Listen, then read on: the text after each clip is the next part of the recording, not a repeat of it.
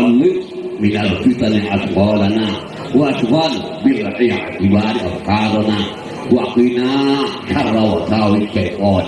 اللهم ارحمنا من زماننا هذا وإحداث الفتن وتطاول أهل الجرأة علينا واستضعافهم إيانا. اللهم اجعلنا منك في عجاب منيع وحفظ حصين حتى تبلغنا أجلنا معه. وإذ قال إبراهيم رب اجعل هذا البلد آمنا واجنبني وبني أن نعبد الأصنام. رب إنهن أضللن كثيرا من الناس فمن تبعني فإنه مني ومن عصاني فإنك غفور رحيم.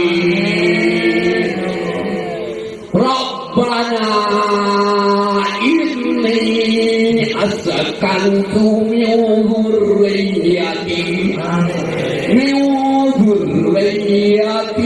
بواد غير ذي زرع عند بيتك المحرم ربنا ليقيموا الصلاة فاجعل أفئدة من الناس تهوي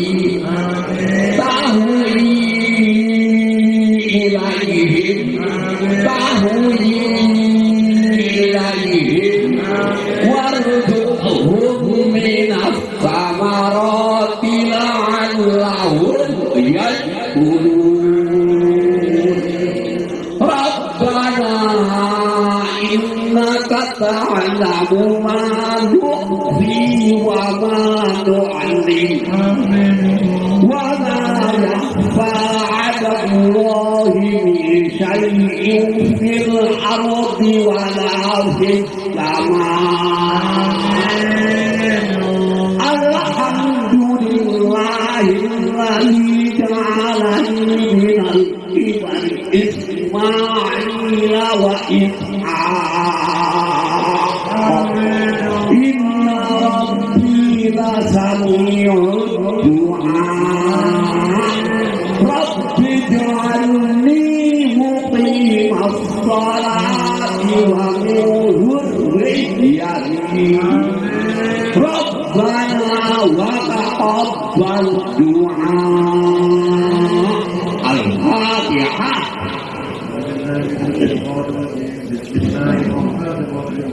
الحمد لله رب العالمين الرحمن إياك نعبد وإياك نستعين صراط الذين أنعمت عليهم غير المغضوب عليهم ولا الضالين. دعواهم فيها